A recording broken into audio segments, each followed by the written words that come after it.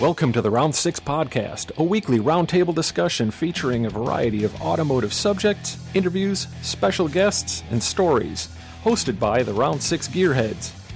Brian Stupski, Brad King, Alex Welsh, and Eric Hibbs.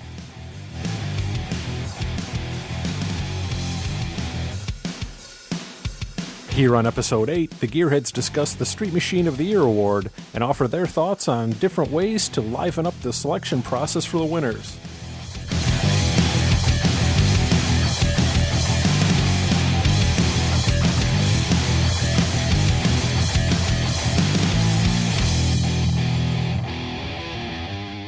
Welcome to the Round 6 Podcast. I'm Brian. I'm Brad. I'm Alex. I'm Eric. And tonight we're just kind of hanging out and just decided to have a little session. No outside guests, something a little bit different. I figured I'd just bring the guys together. We'd sit around and shoot the crap over, of all things, a Stir the Pot post on Facebook that kind of gained a life of its own regarding the Street Machine of the Year. Needless to say, what started off as a very simple thing, looking at, what the title is, what it's become over the years, and the kind of style of car that wins, which could be a very, very, opinion-based kind of thing with anyone. And actually, we all have our opinions. But we're kind of looking at ways to maybe bring that title up to speed instead of it just being, show up in Columbus and, hey, your car's suddenly the best thing there. I really want to get your guys' opinions because I know there were a bunch of comments thrown out on that post that really took things in a whole different direction. But just kind of get a feeling for where your guys' heads are at as far as Street Machine of the Year goes. When did Pro Street become Pro Touring? Yeah, I'm thinking Pro Touring kind of came about more when 18-inch wheels became common, right? Because that was kind of the adaptation, was instead of 15-inch Mickey Thompsons on the back, everybody was running 18s all the way around, then 20s, then what are we at, 33s now? Well, it depends. If you're in Atlanta, 33s with goldfish floating around in the middle of them, sure. The new Lexani Aquarius line is going to be big this year. Aquarius. Hey, there goes our sponsorship from those guys. The trend continues. Where's Justin? He'd be making a list right now. The sponsors would just stop. Nice. But no, I think early 90s, that outgrowth, because Pro Touring kind of grew as that outgrowth of sort of a rebellion against what Pro Street had become. I agree. Pro Street had left being, kind of based on pro stock cars and doing trick stuff like that, and became really like just pro fairgrounds cruisers. Yeah, circus cars. Right. Yeah. That's funny. Yeah. Pro fairgrounds cruisers. That's something I haven't heard for a long time. I figured I'd bring that back, and because I'm working so hard to bring Tweed back, and I figure that and 92 Beretta teal, that's going to be the big color. Oh yeah, pretty. How about some wink mirrors? Can we go that far back? Oh, we should. Wow. 5-panel wink mirror. Heartbeat graphics. You're going to put Tornado mirrors on the thing, too, to even the thing all out? Hell, but Testarossa mirrors? Oh, yeah. Oh. Well, Testarossa doors, and if you're going to go... No, Truxarossa kit. Now we're getting places. Mercedes-Benz headlight wipers. Oh, there you go. Yes. They look really good on a G-body. Double windshield wipers with the little louver things on them. The little square headlight ones where the wipers just banging both sides of the bezel. Knocking all that pink paint off. That's great. That's right. You're scratching my Easter egg. Oh my God. But I really think, with Street Machine of the Year has really become Pro Touring Car of the Year. And when you look at it, the judging seems really skewed towards that kind of a build, because it's all about just, does it have this look? Yes or no? And can it do its 2 laps on the autocross? And that's pretty much it. And to me, it just seems like the most exciting part of the whole, the competition is, hey, let's watch X shop unload their car from the truck and baby it over to the Pros Picks area and park it. Next to Y Shop's car. Exactly. And Maybe that could be a whole competition. Who has the most organized unloading process to drag it out of the cocoon? Or who can push it to the parking spot the quickest? Oh, there you go. And Best- take the shrink wrap off the tires. Best dressed prep crew. Oh, gee. Choreographed prep. That'd be awesome. Well, see, here's the thing with with this whole thing, the street machine of the year. Okay, at least the drag week guys, if you're driving something, 1,000 miles, 1,200 miles, and beating the crap out of it when you get to the location, and you put it all back together and you keep doing it, guys like, well, it's a 6-cylinder, it's not a streetcar. Dude, that guy drove that thing 1,000 miles. That's a Pulling a streetcar. trailer. I don't care what you Right. say. He drove the crap out of that car. He beat it up while he was doing it. He wasn't nice to it. Oh yeah, And- I mean, we are at the point with that competition too, not to go too far off base, but where even that is like old, like top sportsman cars. Like, you see like a 7/8 scale 67 Corvette, with a full, carbon fiber body sitting on a tube chassis. Yeah, granted, it's a full race car, but again, it drove. It survived on the street. The thing's going over potholes. It's pulled into parking lots at a motel. It's done all this stuff. So it is a street car. I mean, technically it is. Maybe it's not a daily driver because it is a little ridiculous. You don't want to wound a $100,000 motor, going to work in the thing. But, if you got a car that's called the street machine of the year, well, it kind of needs to be something you can actually drive. Exactly. Well, in my opinion, it needs to be competitive too. But yeah, in all for manners. what? I mean, in what kind of, you can't have 1/8-inch door gaps and fender gaps and where, it's like all of a sudden it's a Riddler car that, it's like, well, it's got license plates. Yeah, but you can't drive it because you'll just beat the crap out of the thing just pulling it out of the parking lot. So what would constitute, a street car for that award right there? What would you? I'd go. I do a multi event thing. Autocross. Drag race, braking, just kind of your typical performance sort of things, and and score them, on performance, not just score them on who's got the 1/8-inch door gap and who has the 31/64 door gap, and who has the wing mirror, the double wiper blades, right?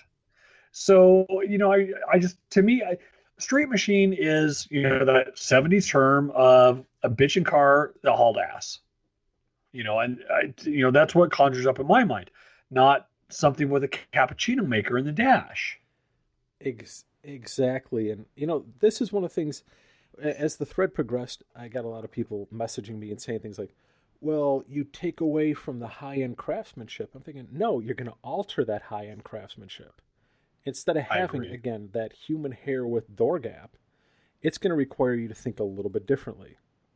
Sure, you can have uniform, tight gaps, but you're going to have to play that to a point where, is it usable on the street? How much is this car going to flex when it goes over a speed bump? Mm-hmm. And I think that's a higher level. And again, like we talked earlier, do you want to have the car out there that gets praised all over the place because it's got carbon fiber ball joints? Or do you want the there car? You go. Do you want the kind of car that's like engineered to do a ton of really cool street type stuff? And I mean, granted, you're not going to have a car that's going to run 1.5 G's on the skid pad and crank out an 8-second time in the quarter mile. You're going to have to sacrifice in one of two places. Yeah. But I think that makes the competition even more stiff, because some cars are going to excel in certain areas and come up better in other ways. It's almost like saying, okay, I've got a new Challenger. This guy's got a new Mustang.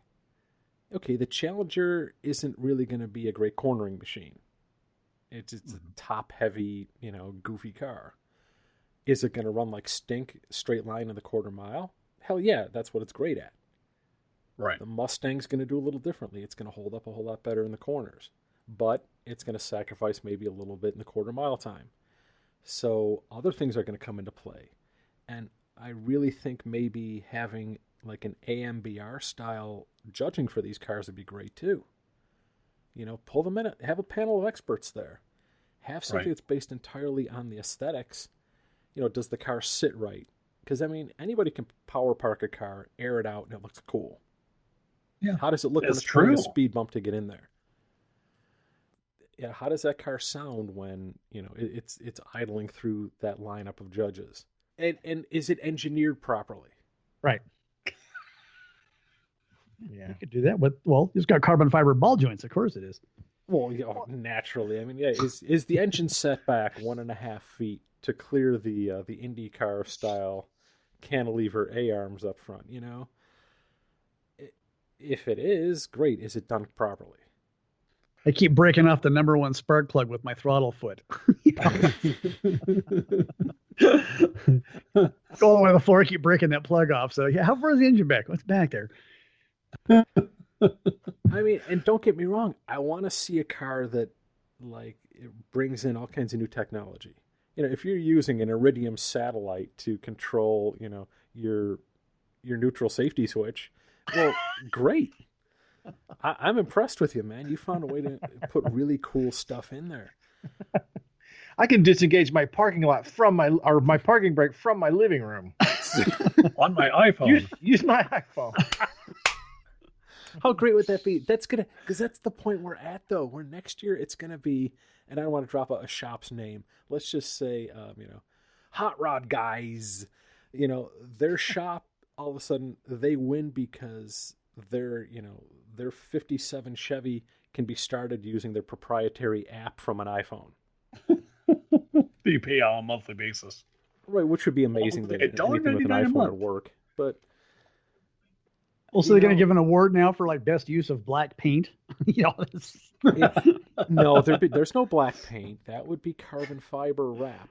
oh, everything's carbon fiber. Okay, so there's no more black paint on absolutely everything. Back to a minute ago, Brad, you had said, you know, we know it's not going to, turn 1.5 Gs in a corner and run an 8-second quarter mile, but there's no reason it can't turn, a 1.2 G skid pad and have perfect paint. Right, or even the right run a respectable, like, say that, and there's not a problem. I don't see an issue if you engineer a car properly, where that sucker couldn't pull 1.2 Gs and still lay down, say, an 11-second quarter mile. Totally agree. But what if you didn't build it to do corners? What if you like the big and little look? You know, so you have some sidewall in the back, not that goofy pro street look with 20-inch tires and a 1/2-inch sidewall, which, like, yeah, okay, that's going to hook up, sure. This is where it's got 4 inches of sidewall in the back and 165s up front. Well, it's not going to turn. It's going to run. But this is the great part, and I think this is where it would really bridge that gap out. You're not going to have a sea of cars all sitting on 335s. That's true. You can have a group of cars out there where one guy is going to go, okay, yeah, I'm going to lose points in the autocross part, simply because I've got a sidewall and it wasn't built to do it. But man, is he going to clean up?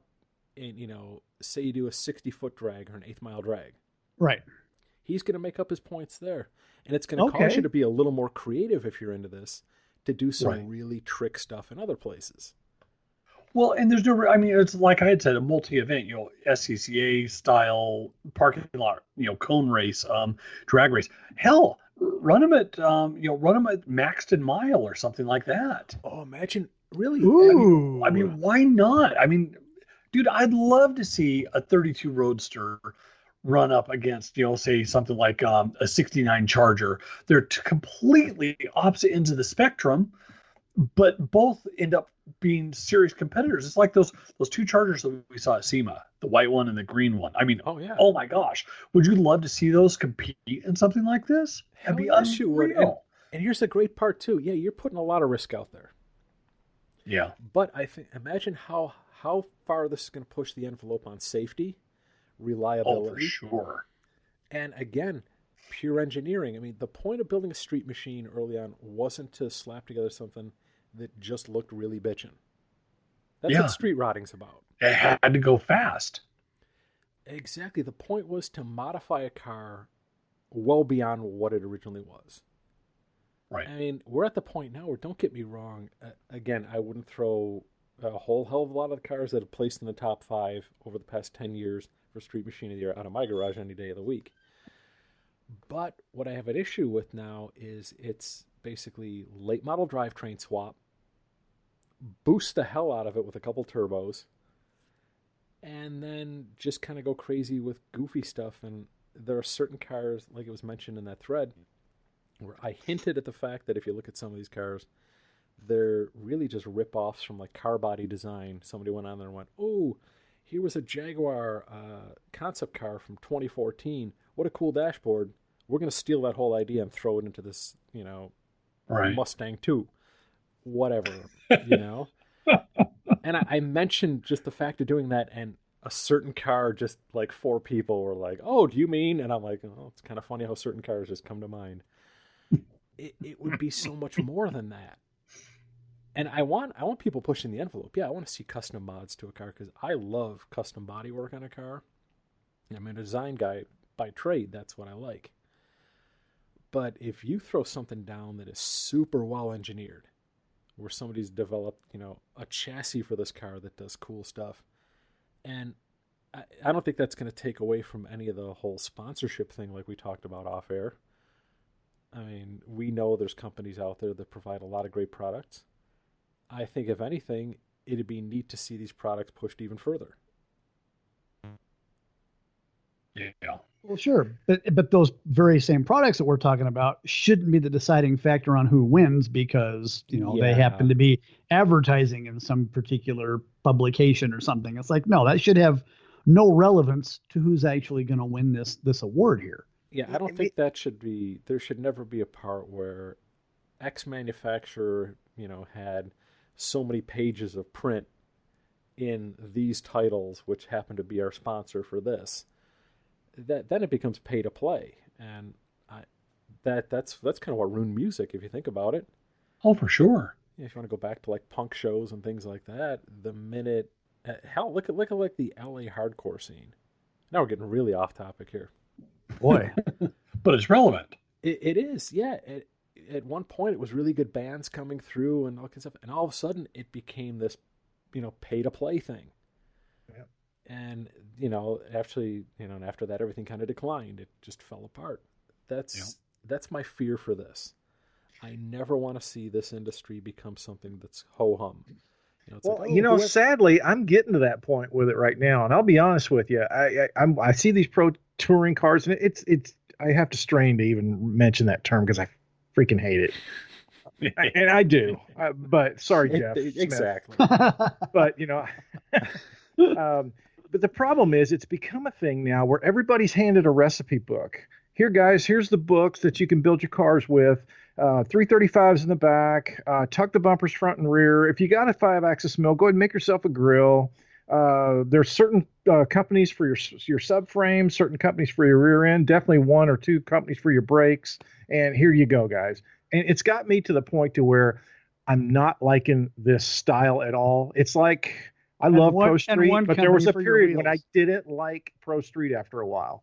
There was a certain car that showed up by a well-known builder. After that, I said, I'm done with this.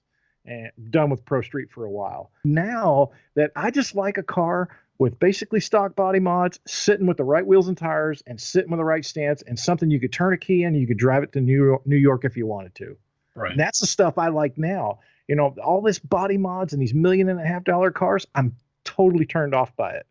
And they're nice cars, but we went to SEMA, I'm walking around, and sadly, I'll walk right past one of those cars. I should be looking at it. It's got some great work. It's got a lot of ingenuity and everything, but it's just like, dude, I'm just oversaturated with these things. It's like people just throw money at it until it's done. They don't know when it's going to be done. It's just like, I don't know if it's when they run out of money or when there's just nothing left to do.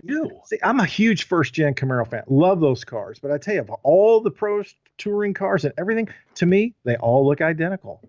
Right. 67 Camaro and a 69 Camaro look quite different. But when you pro tour one and you do all the same stuff with each other, basically, they almost look like clones. Well, it's like walking through a Toyota parking lot, a Toyota dealership. They all look the same. They all got that same style. Oh, that one's silver. Well, they all run the same wheels too. There's like one wheel manufacturer for everyone. I'm so hopeful that the next style is going to come out and it's going to supersede that whole pro touring thing. Well, we may be on to it tonight. Next one to come around. And I don't know. I just think it's had its run and I'm just done with it. Exactly. I agree 100%. I mean, Pro Street did the same thing too. Yes. Oh, yeah. There was I don't know. I'm not going to mention names, but there was a Pontiac J2000 that came out that for me. Wow, for which me, one? I don't know. Yeah. Which one? The bright Was it the green orange one or the orange one? Sure. Okay. The one with valve springs for rear suspension. That one. That car came out, and I'm like, well, this fad has now jumped the shark. Cool car. There's a lot of people that love it, and when it came out, I thought it was clever and cool, but it changed everything. Yep. Yeah. It just took it and said, okay, guys, that's it. Pack them up. It was crazy detailed to the max. It was crazy. The car was amazing. It's a beautiful car. The premise behind this whole style was to a certain point, certain look, certain everything, and now you've just taken this thing and you've just marched it into the stratosphere. It's like it's over. Yeah, marched it into the stupid fear. Yeah, unplug it. It's done. It's time for the next trend or whatever. And then everybody kind of got into after that point, sport trucks were really hot, and trucks had their run for a while. And now trucks are back again, and I already hate that style that's out now. So.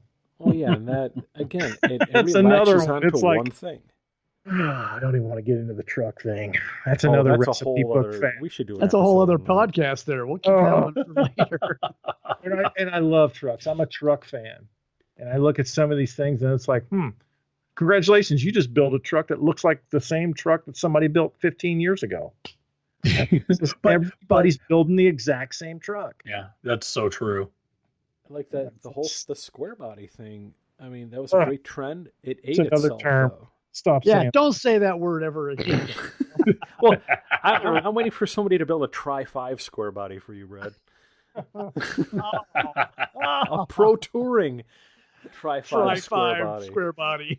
That's it. I'm going to come up with a fiberglass kit to do that now. So D-spokes. Trademark it right now. So when the 88 to 98 trucks start becoming real popular, are they going to be like the I don't know, the round body, obtuse body, or that's some sort of geometric shape? That's the NOBS. Isosceles style. That's the NOBS, new old body style. Nice. That really is. That's what they're driving a the knob. 88 I've got a knob. I got some knobs. I was good with pro isosceles. I thought that would actually work. In the paint is roasted garlic.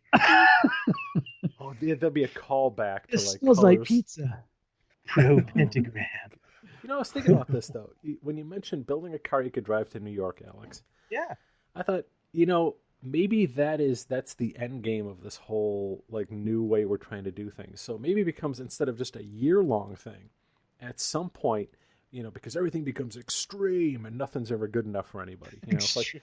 Yeah. If base jumping was good, okay, well, diving out of a balloon at the edge of space became better.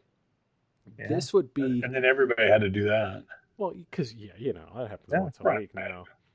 And that's how you make your comeback. Danny Bonaducci's going to do that next week. And it's going to be awesome. Pay-per-view thing.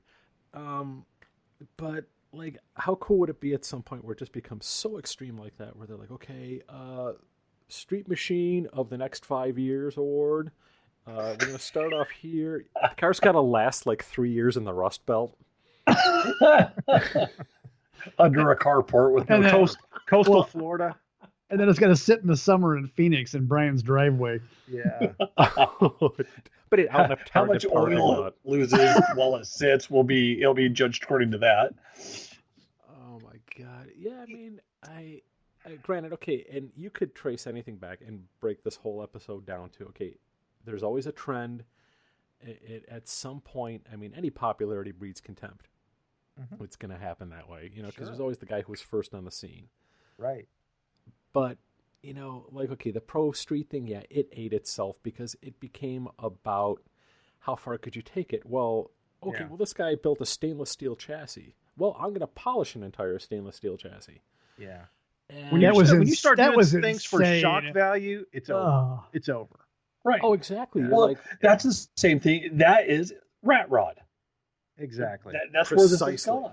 I mean, it's That's just where gassers are going right now. it's just taking the level of stupid because you've got to outdo everybody else because your car looks just like everyone else. You've got to out-rat the next guy. You Yeah. got to build a bigger piece shit. of shit than the other guy. This would be a great place for a skull and a Maltese cross and a water spigot.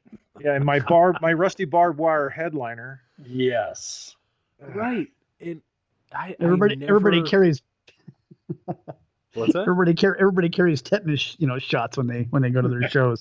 No, you wear hold German war helmets when you drive it. Awesome. Yeah. We're on safari. Everybody's got a pith helmet. Awesome. That's only acceptable at El Mirage, I think. Yeah, but back to the pro touring thing. I think one of the things that's kind of got me so turned off to that style is that now everything is so expensive. Even if you're building it at home and you're a home builder, but you went to this place to get the frame and this place to get the wheels and this, it's way out of the budget for 98% of the guys out there.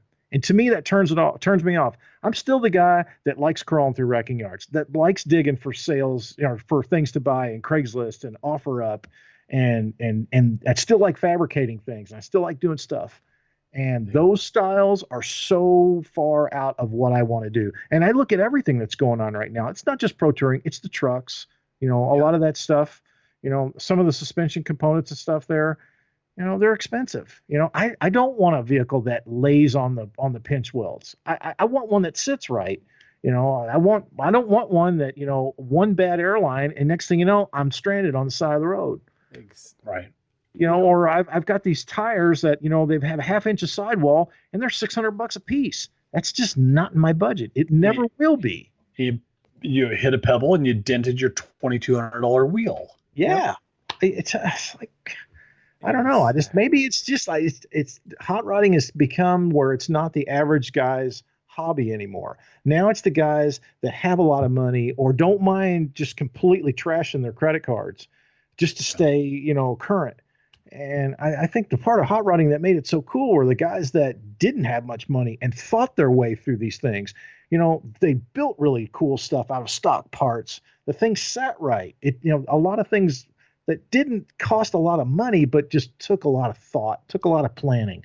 Those are gone now. Everything is all order this out of the catalog, order that out of the catalog, take it to this guy's shop, take it to that guy. And it's just like, come on, guys, you need to get back to the roots again. You guys have gone way over where now it's all about everybody's got to have this wheel and they've got to have that brake. And it's like, it's over. I don't like it. So I'm with you. Alex, I think we're all in the same boat. And it's pretty clear is that we want cars that are enjoyable to drive, not just fun. Right.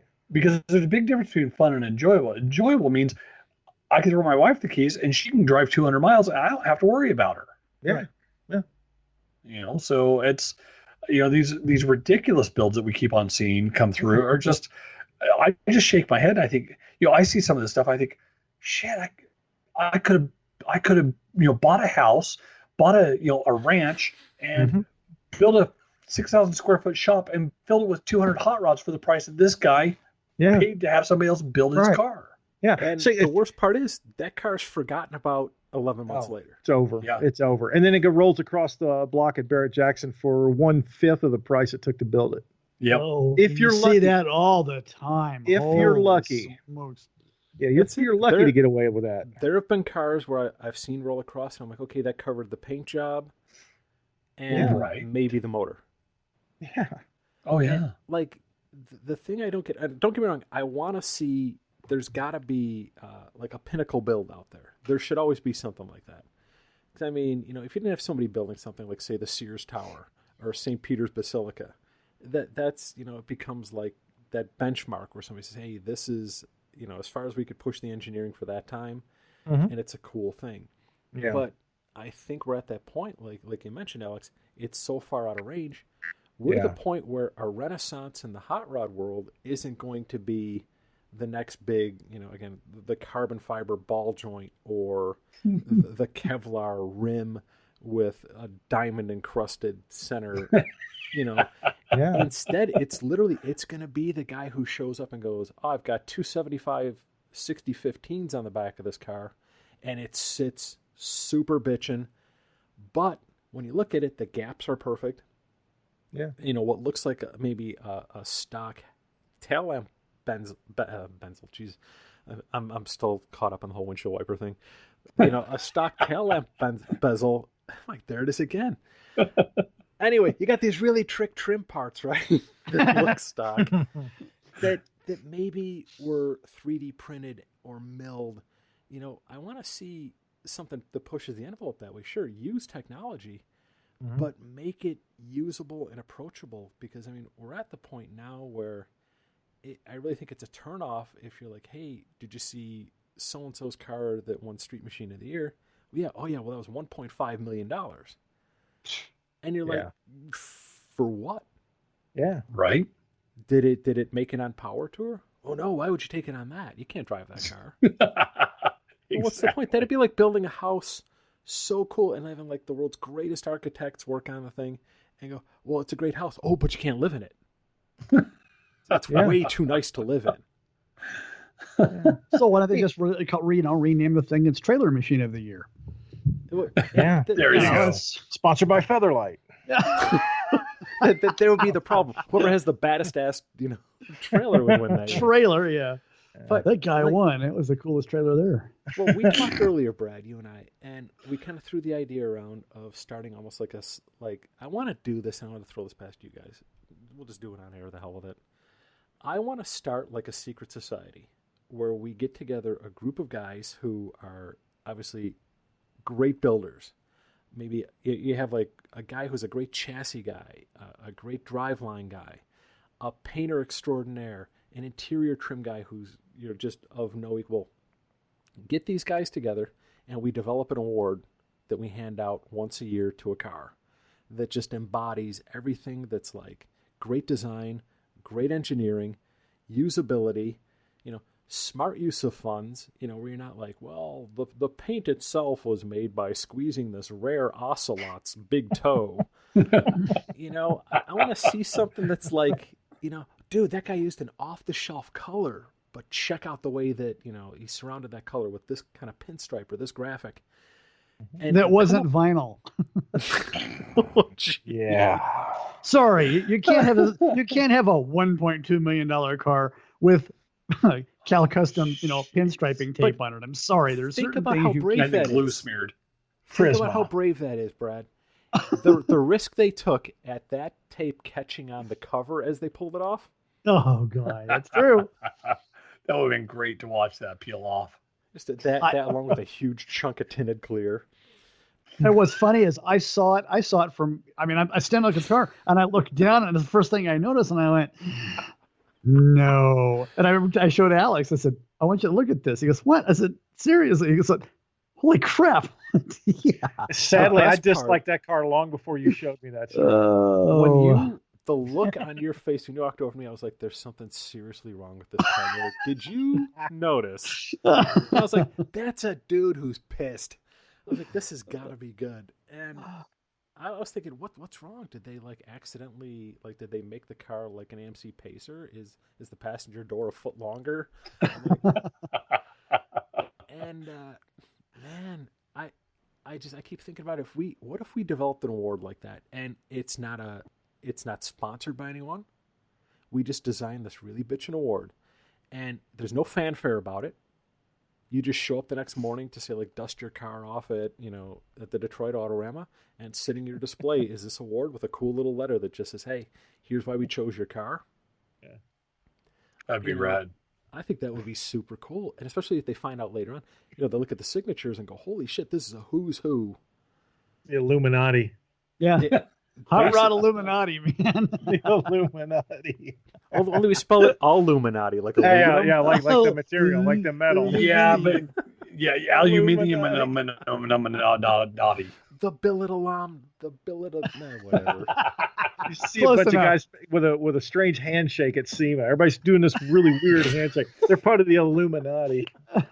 Everybody has to pass out hula hoops. It's a whole show.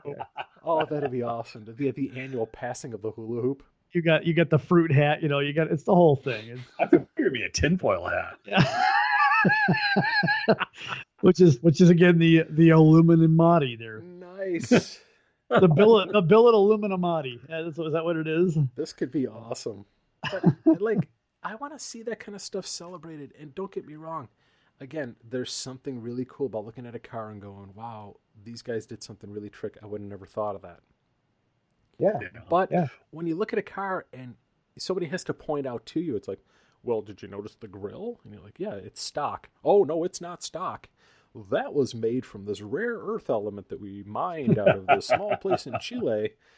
And it can only be found, it has to be done by a one-legged man named Earl. Yeah. Our 12-axis plasma mill built that. Right. It's like, why? It's like, well, because we could. Okay, so it looks just like the factory grill. Yes. We worked really hard to coat it in a coating that looks exactly like the factory grill. Okay. Yeah, but this So grill why goes didn't to you use 11. the factory grill? You're back to that whole because it goes to 11. It goes to 11. But see all this whittled out stuff. But that car we were talking about with the tape stripe on it that I was so turned off by. There was a pickup next to that, and I actually loved the pickup that was next to it.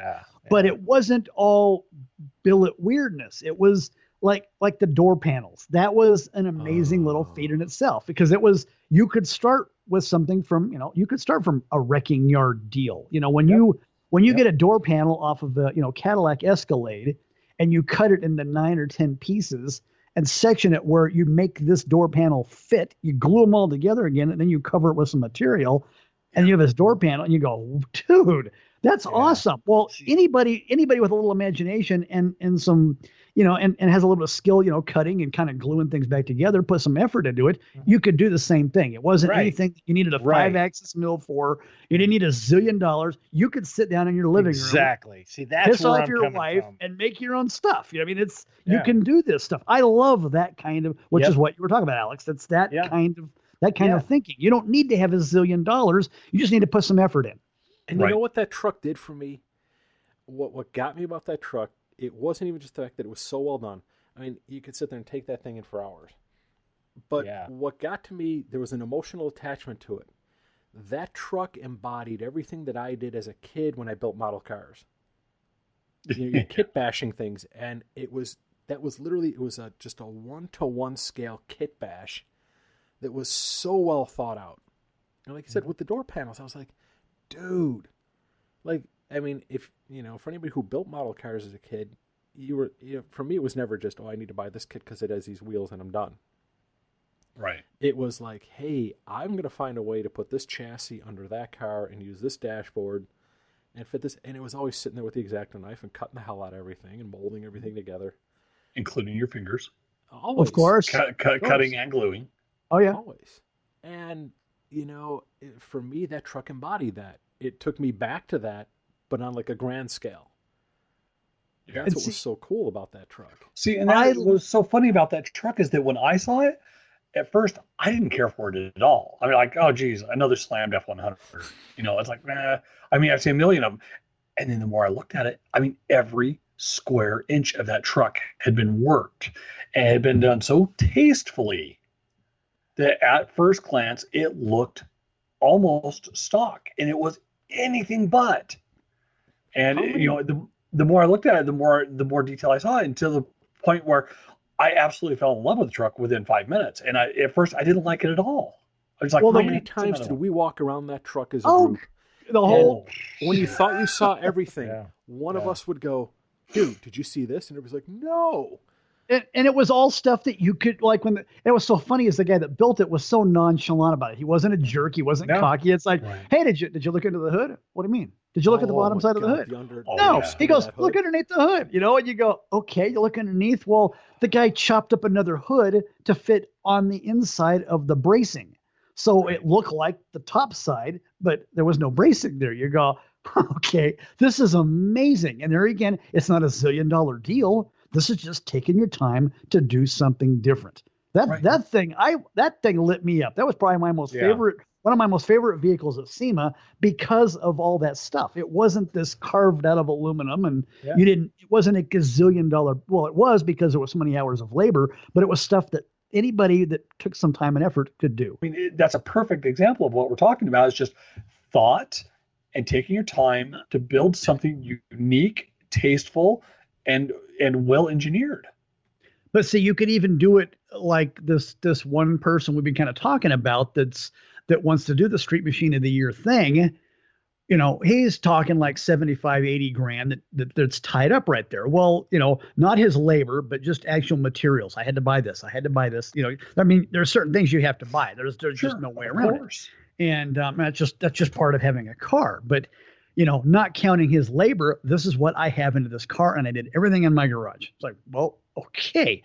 So, you know, for 80 grand, you know, that is $1 million car. I mean, you look at that and you go, dude, how many years do you have into this car? This is nuts. Yeah, could anybody else replicate that just the way you did it? Well, sure, but they didn't. That was the first one. So me, I think that's where the bragging rights are going to be at. Yeah, I want to see a car that inspires something else, but to a point. Again, I don't want to see 52 red first-gen Camaros on forged line wheels with, you know, all the same crap. It's been done. See, that guy, he built a street car. You know, the chassis and all the pieces underneath, they're all chassis black. They're all semi-gloss black. Right there, you're going, okay, you're now my hero because you made this thing to drive.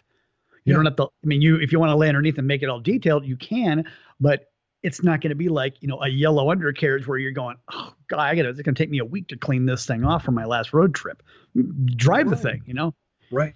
Exactly. Which is now back to this one-off milled A-arms that if they get a chip in them, you know, you're like, well, I can't just, you know, recode it. No, we have to go out and we have to mill a new arm for it. Yeah. Well, this is all, you know, something that anybody could pretty much do. I mean, you know, is $80,000 a lot of money? Well, of course it's a lot of money. But if you want to play, you know, like Eric, I mean, your Roadster, you know, by the time you get done, you're going to have some money tied up in that Roadster, whether you want to or not.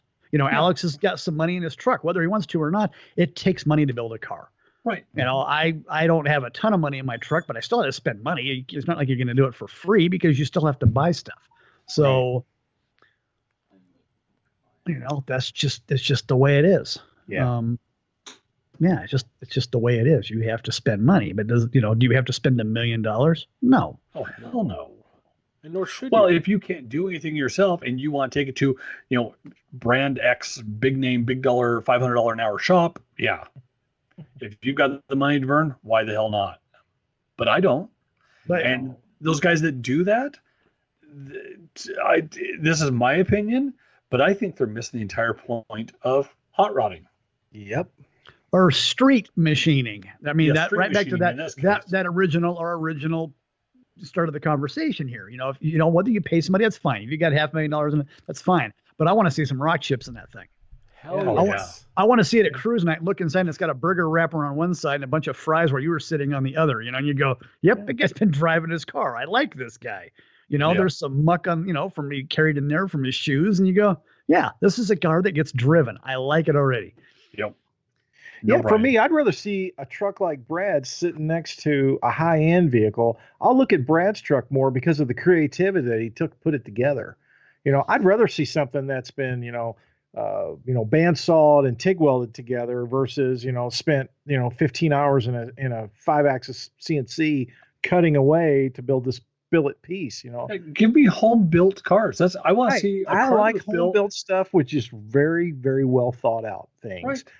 I kind of dig seeing, well, no, this came out, this part came out of a Chevelle, and I got this out of a truck, and this is out of an import car. But they're all put together, and everything integrates well. It's all painted up, nice and cool. But it's all stuff that you could probably source from a wrecking yard or an auto parts store, or something that's not so tricky. If you break down on a road trip, stuck, you could go to Napa and go, hey, I need a power steering pump for this, or I need a neutral safety switch for this. Right, exactly. Yeah, it's some of these things are so trick, they become pretty one-dimensional. You're not going to want to go on a 600-mile trip, because if the power steering pump breaks, you got to call the vendor that made it, and he ain't open, and he ain't got one. Yeah, it's Friday night. Yeah. It takes a week on the machine. Yeah, right. Or that custom serpentine belt you got on there? Yeah, that's our proprietary link. You can't find one of those. You can't find one in an auto parts store. You will not find it. It's a 11 rib belt instead of a 10 rib belt. Yeah, I just, and don't get me wrong, I mean, I love the fact that, okay, we live in a world today where you can go out and there's actually a vendor out there that will manufacture flush fit glass to your exact, form that you send. Right. How cool is that? But, okay, on the same token, or as cool as that is, do you need to have $1 million build again that sits on this hydroform chassis that was made on the space shuttle? Why? Yeah. It looks really cool when it's sitting in the magazine coverage. No. There's a shop here in town that does amazing builds, high dollar, high end, high performance handling cars, well known. And they did, this has probably been 8-10 years ago. They built a CUDA, and they did all flush fit glass on this CUDA, side, front, back, everything. $40,000 in glass. Right. I'm like, you could build an entire 32.3 window for that. Okay, now glass, I don't want to badmouth. This is where we start kind of walking sideways here, because I don't want to pick on these guys, because these guys with the water cooled checkbooks, thank you for these guys. Again, because it's super inspirational, like we talked about before. Well, you get to have somebody. We've talked about different builders that Alex and Brian and myself and Eric that we go, we love what these guys do. Well, thank goodness you have guys that are willing to pay that kind of money, $1 million or whatever, to build this amazing work. It's a work of art. I mean, it's an absolute work of art. So I don't want anybody to think that I'm bad-mouthing those, because they're amazing. There's some, you just look at those and you just drool, but you've lost the whole street thing. Are you going to drive a $2 million car to the post office, go get a Coke in the thing, and then do some? No, it's going to sit in the garage for ice cream. Yeah, it's not going to happen. It's going to sit in the garage and get loaded on a trailer and maybe dropped off at a fairgrounds, and which is fine. But you're no longer in a street car. It's just a trailer queen. Is all it is. That just looks pretty. So totally agree. Well, and I don't have an issue with spending $45,000 on flush fit glass. I mean, it's your money, spend it how you want. This is me. Well, you probably spend that a month in tacos. So, dude, well, it's 55, but but I just teach their own. I won't criticize somebody else for doing that. It's just and the level of the build was that it was to that degree where it's like, oh yeah, hey, let's throw flush fit glass in it. And the car was amazing. It was to die for. Not my thing, but I look at those things and I just think, geez, I could build 2 pretty cool hot rods for that kind of money, just because they want flush fit glass. Well, and I think it comes down to, again, there's that weird point where somebody has to do something to set the bar. Yeah. Like if you look back at Cadzilla. Mm-hmm. Okay, there's a car that's so trickin' one-off. But if you pull up Cadzilla's skirt, what's under it? Corvette suspension, Coney coilovers. The frame's not real overly trick. It's a fairly simple deal. Exactly, but the thing is, that's a car that had the hell driven out of it too. Yeah. Oh yeah. They drove it cross country. Yep. And again, so I mean, there's kind of a weird line between, and that's a one-off car. If somebody T-boned that car when it was on one of its road trips, it's pretty much over. Yeah. You're not going to go down to, and just go, hey, well, we'll get a door out of a wrecking yard. Take it to the Cadillac dealership and have them fix it. Can you imagine pulling that into a dealership body shop? Oh my Earl Scheib, paint any car.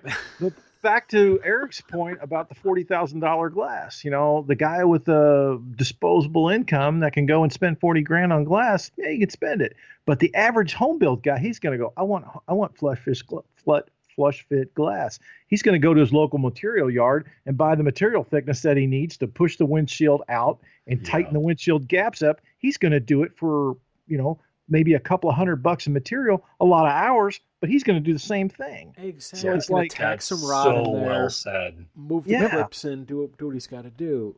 Right. See, and this is time and thought. It's not money. And this is, I think, where this is the difference is. Like, okay, if we're regular guys, I mean, we've all done the parent thing. We're just working stiffs. So to us, building a car, we're going to rely a lot more on ingenuity and the talents of our friends and things like that.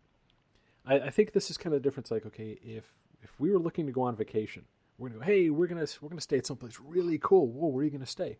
We're going to stay at the Hampton Inn that's 2 miles from the park. Why? Because I got a Groupon and this and that. And to us, that's going to be really cool because it comes with a continental breakfast and things like that. Yeah. Do they have tacos? No. Not a continental lunch, continental breakfast. So dude, tacos are not just for lunch. Breakfast burritos. See? Done. If you want to wrap a couple of eggs in a napkin and eat it, I guess you can call that a taco. You got me now. He's up. Oh, dude, Eric's in there with the pancake maker. Coming up with his own tortilla. Trying to make taco shells in his room. But like, somebody on our level is going to look at a hotel like that. Sure. Now, granted, okay, if you're in the point where you've got a few $100 million in the bank or whatever, yeah, you're going to look at it a little differently. You're going to stay at the place that you're going to pull up onto the gold-plated driveway, and some guy named Tyler is going to pick up your car and whisk it around to the back, and you're going to show up in your room, and Rosita's going to come up and she's going to pull down your sheets at the end of the night and leave you a Godiva chocolate on an ivory plate. That to you that's what you're looking for. I mean, I think there's that weird kind of separation. And it's cool because it's something to aspire to. Who doesn't want to be taken care of like that at some point? I mean, I'd love it. Yeah. But would I want to do it all the time? No, it's not what I'm accustomed to. I derive more joy, and this is where I have the hard time as a designer. I get to work with shops that can do things like the one-off glass that was made, that was sourced from parts left over from Hubble, and again, where it's like, hey, we need some pearl for this paint. Well, find this woman named Pearl, and we're going to buy one of her teeth and grind it down, and that's how we're going to make it. And where it's, what can you come up with for a dashboard? And I can really stretch my imagination and go, here, we're going to do this with these undercuts and all kinds of cool stuff just because we can. If I'm going to build my own car, though, I'm going to really think it through and go, okay, I don't have a 5-axis machine that's going to mill out the form for this dashboard that some guy's going to, lay the carbon fiber into. Instead, I've got to go, how can I build this using crap from Home Depot? Mm-hmm. Right. And, and make it so it doesn't look like it came from Home Depot. Right. I want it to look like it was made from stuff from Lowe's and then covered in tweed. But like, we're back to tweed again, aren't we? Micro suede. Tweed is coming. Oh, tweed and micro suede. Oh, they're coming back. If that doesn't make it, crush velour. But the point being, like, if I mean, don't get me wrong, it serves to inspire people. I mean, you look at a place like Venice and you go, wow, that was an engineering marvel. Okay, yeah, sure, you look at Venice and it inspires you, but you might live in, West Bumblefuck, So you're going to do your best to maybe lay out really cool landscaping around your house in a way that you like. So I think it really boils down to, these $1 million+ builds serve a purpose as far as inspiring someone. But when they become the norm, when it's the only way to get into a top 5 someplace, and it's only celebrated because they spent, $1 million+, again, milling a factory looking grill, paying some guy, 26 hours just to machine the sucker. That, to me, that's stupid. Right. The point is lost. The whole point of hot rodding, there's an engineering thing. I don't think there's been a real groundbreaking use of materials in the past 2 years on any car that's placed in the top 5. Yeah, there's been nothing that's come out there and gone, hey, what did this guy do? Oh, dude, he used this computer-controlled bone saw that they threw out from the Mayo Clinic to make this. Well, that would inspire. Yeah, I'd be like, hey, that's really trick, man. What did they make out of it? They made a shifter knob. Oh, okay. That's kind of cool. Put one of Pearl's teeth in the middle of it. The guy actually donated his femur and he built a shift knob out of it. His femur. It's all hollowed out and the tooth is floating in the middle of it. Like, how did they do that? Oh, dude, it's magnetics. You wouldn't need to know. How long does the battery last? 2-3 million years. Who knows? It'll be an oddity after society falls apart. It's got a flying eyeball graphic with a real eyeball that he fought in Mexico. And it's weird because it follows you while you're moving around. With a USB camera inside. See, or you can control it via your app, Right. I got the used eyeball app. That's the one I want. All comes full circle. Facebook Live. Literally, it's my iPhone app. Hey. Bump, yeah. But, so I think going back to it, Street Machine of the Year has really, it's lost that whole thing. It's like if you went to see a remake of Jaws, the movie, right? You'd expect it to be about a shark. Right. And a couple guys who obviously need a bigger boat. Instead, what do we end up with? You go to see Street Machine of the Year, and it's not what you're thinking if you were brought up in our era. Yeah. If you said Street Machine and showed me a pro touring car, I'd go, not really. Yeah. It's kind of like what Disney's done to the Star Wars franchise. Nicely played, Solo. Oh.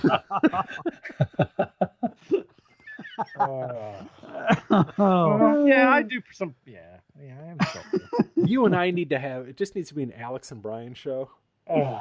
We will completely disenfranchise the entire franchise. It's going to be great.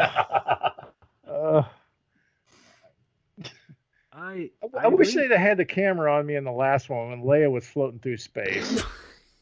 I wish they would have aimed it back at for me. I still haven't seen it. Oh, you need to. It is. It's so bad.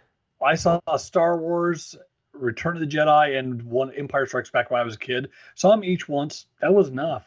I haven't seen anything since. I don't Those care. were the good ones. They were. So they were the better ones. And I don't care about anything that they've come out with since. So you spent a lot of time in your room playing with a lightsaber? You never saw Jar Jar Binks? No. Yeah. Well, this last one. Okay, let me ask you. Did you, by any chances, happen to waste your money and here we go, whatever. You didn't happen to waste your money or time. And goddamn, I'm going to bring this fat turd up into this thing.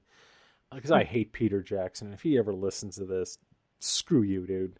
The Hobbit trilogy. Mm-hmm. Okay, a 90-page book made into like 9.5 hours worth of movie, right? That last Star Wars movie, dude, was the Hobbit equivalent. It was just filler upon filler upon filler. I got to think it was even worse. Like that whole scene from The Hobbit when they're floating through the rapids in the barrels. And I'm like, oh, great. You just came up with a theme park ride for the stupid movie franchise. And like in the Star Wars thing, it's like, let's run these animals through a casino. Oh, that's never been done before. Awesome. Way to go. It was every bad thing about Star Wars thrown into 2.5 hours. Mm. Horrible, dude. Speaking of Jaws, I want to see Jaws come in there and eat half the cast. That'd be awesome. I'd pay to see a crossover. Especially the star. Why does the star never get knocked off in this show? I mean, almost because. Well, wait though. Well, not a sub-star, I guess. Well, although when Leah floated through space, yeah. Oh, Jesus! The audible groan in that theater when we were there, it was like the whole place in unison went. What the? What the hell's going on? So you actually paid money to go see this in the theater? Oh, nope, yeah, I didn't. I had Alex and Brian go, don't do it. Okay. We warned you. We took a bullet for the team. I'm sorry, wait, we took a blaster for the team. As soon as she was floating through space, I looked over at my wife and I was like, "Are you shitting me?" What the fuck? You guys didn't just stand up and walk out? No, because I figured, there'd be Damn something it, even tickets better were than $10 a that. piece. My kid turns and looks at me. This is like the world's most undying Star Wars fan, right? And I'll never forget that he nudges me as she's floating through space. He looks at me. He goes, "God damn it!" And I've just been duped. Damn you, and Walt it's like, Disney. and here it is. It's like I'm looking at this kid and going, "Yep, you're 14 years old. Your childhood is completely screwed at this point." You now know the curtain's been pulled. I was like, of all the dopey things, and the pose they had her in was just like, really? Now we're way off topic now. Anyway, so what is the pro touring equivalent of Leah flying through space car-wise in the last 5 years? Go. 2014 Camaro. Oh, you know what? I'm going to say the new one. Have you seen the 19 Camaro? No. Yeah, they Oh, look just like the 12, 13, 14, 15, 16, 17, and 18, don't they? it looks just like the Charger does currently. It's Really? like they stole the front end of the Charger and slapped it onto a Camaro. So is the 2019 Charger going to look like the 2018 Camaro? It's going to look like the missing Camaro years. It's going to look like it's going to look like a 2000 Was that 4? 2004 Camaro. Yeah, a Berlinetta from 2004. So let's try to find, okay, constructively speaking, though, because we never want to be negative, and I think we pulled a lot of constructive criticism out of this.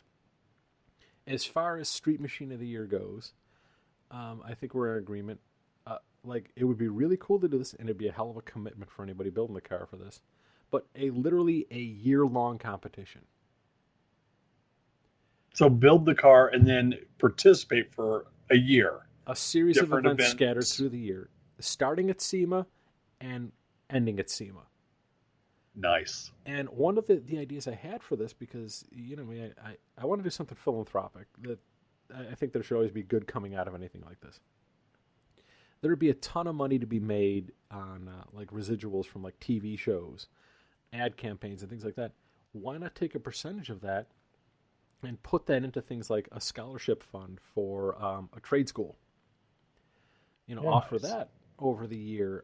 Maybe have the winners of each event, they get to choose, whatever cause they're going for that.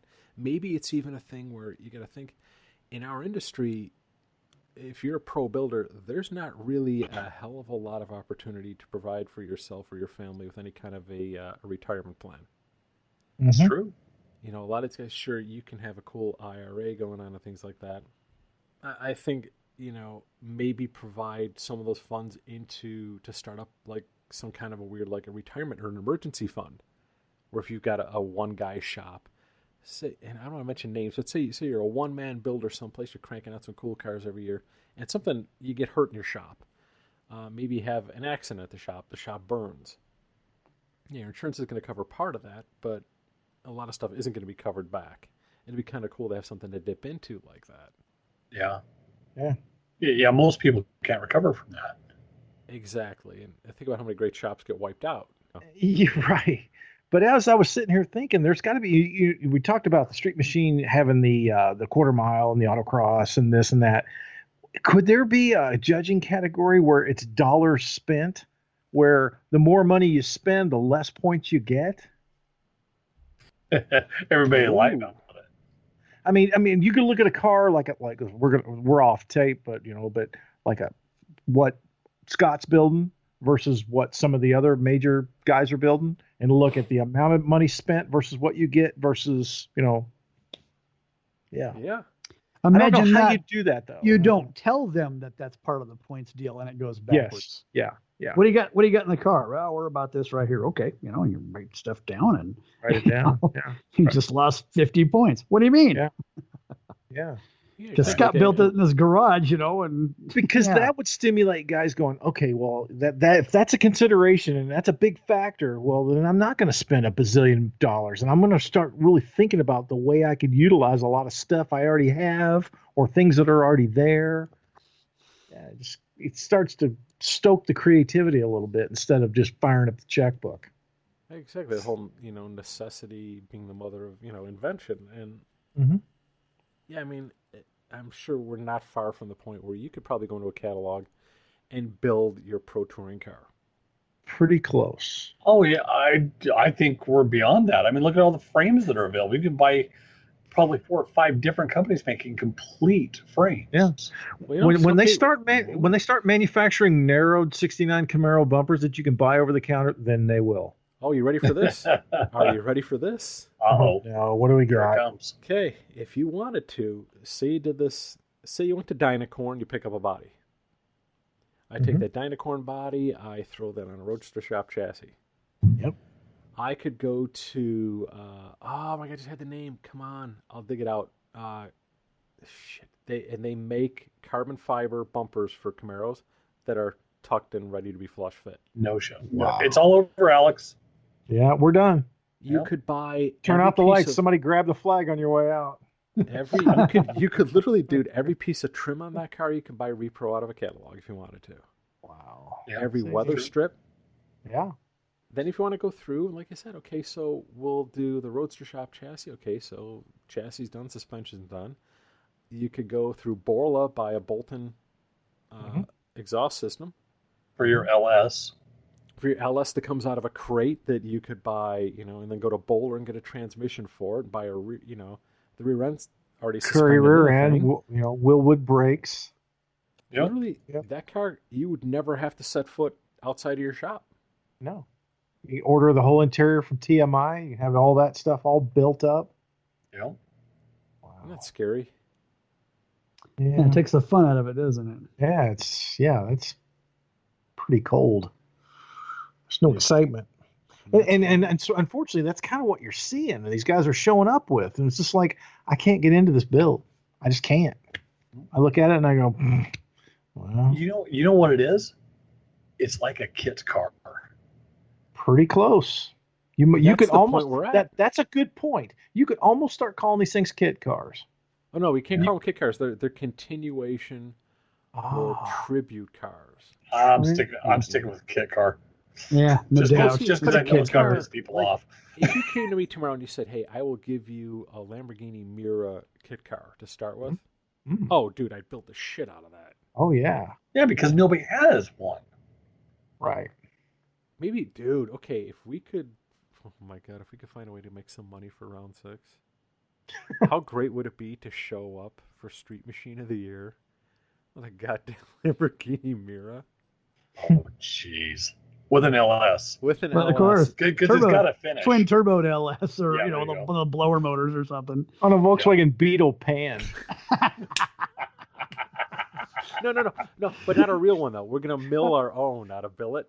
And it's got to have a swing axle.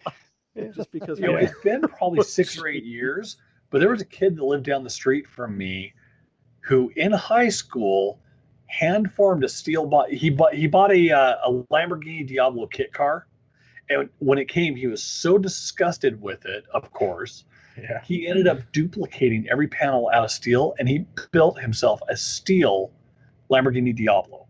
Oh damn! Never made it to paint that I saw, but the car was absolutely dead nuts perfect. So proportionally, he got it right. Oh yeah, he nailed it. I mean, the kit car wasn't even close, of course. Yeah. He built it on a diamond plate, but it looked pretty good. We need to do a rat rod Lamborghini. On a diamond plate. I've seen BMWs. Rat Burghini.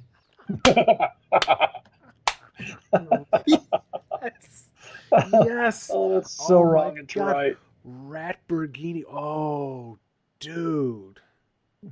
Okay, we just need to find somebody to loan us one for a weekend. No. I've got spray cans. When I need you to source us a Pontiac Fiero. We're gonna build it off of that. Why don't we use a square body?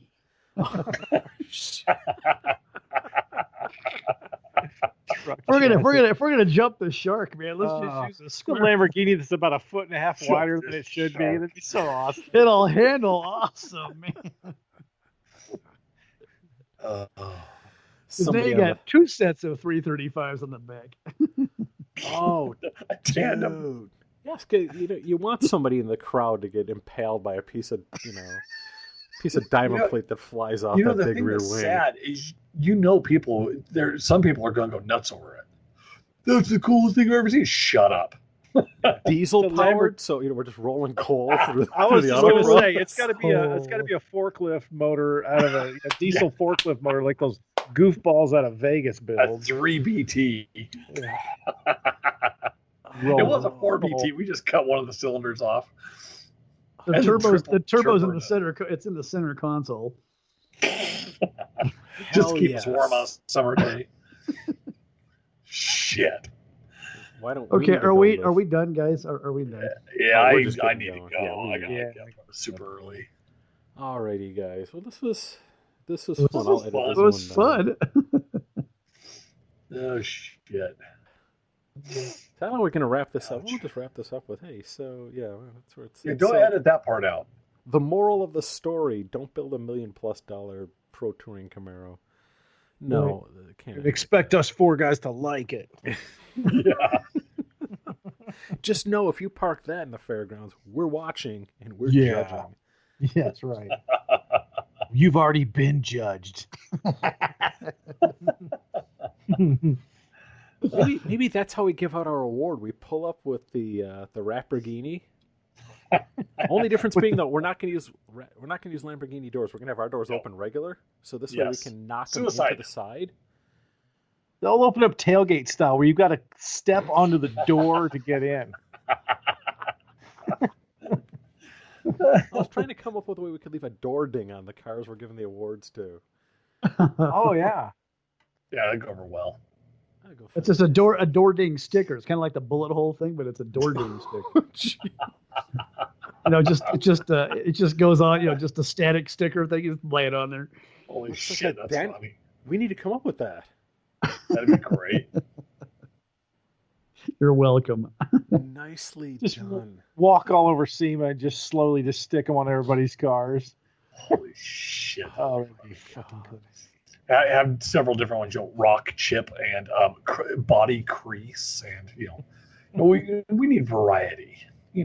What if we just take a bunch of like raisins and sprinkle them on a car so it looks like it's like we just left behind the trail of the Lamborghini. Yeah. Little chocolate sprinkles like are on top of donuts. Look like rat poop. So our main sponsor is Raisinets. Is that what you're saying? Dennis?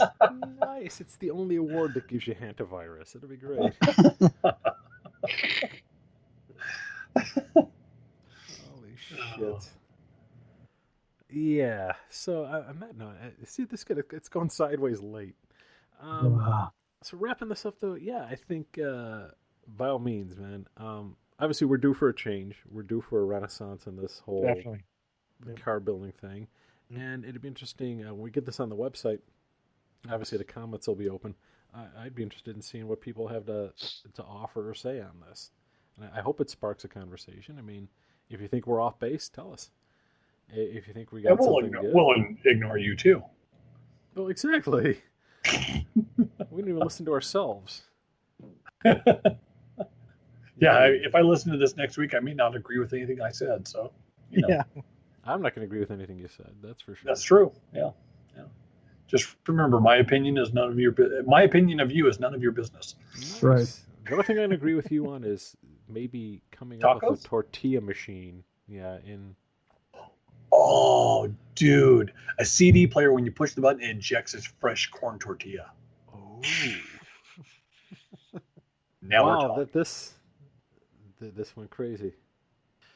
So, yeah, if you got anything to add, comments to make, please do so over on our website at www.round6pod.com, or look for us. We'll be the page that's on Facebook that's ignored by 3.5 million other people. You can find us there.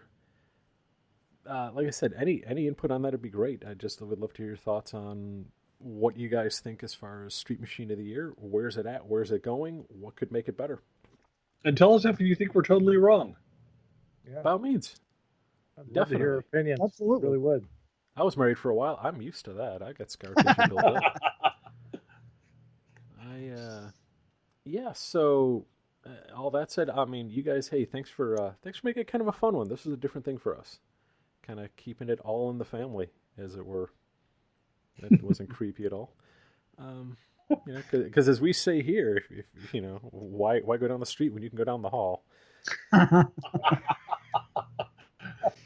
That's why I never understood why when you said if you can't keep it in the past, keep it in the family. But now that makes sense. Things you learn with Brian. Alrighty. Hey, as always, though, to my 2 dads and our 5 other listeners, thank you so much for tuning in. We'll catch up with you guys next time. Somehow, through all of the turmoil and flotsam and jetsam, I remain Brian. Yeah, I'm still Brad. And I'm still Alex. I'm still Eric because nobody will adopt me. But... We'll talk about that.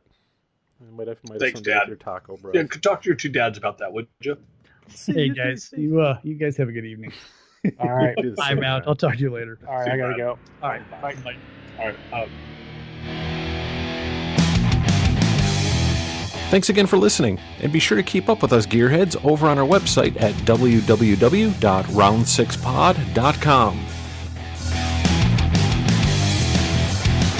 And if you'd like to, be sure to follow along with us over on Facebook, Twitter, Instagram, and YouTube.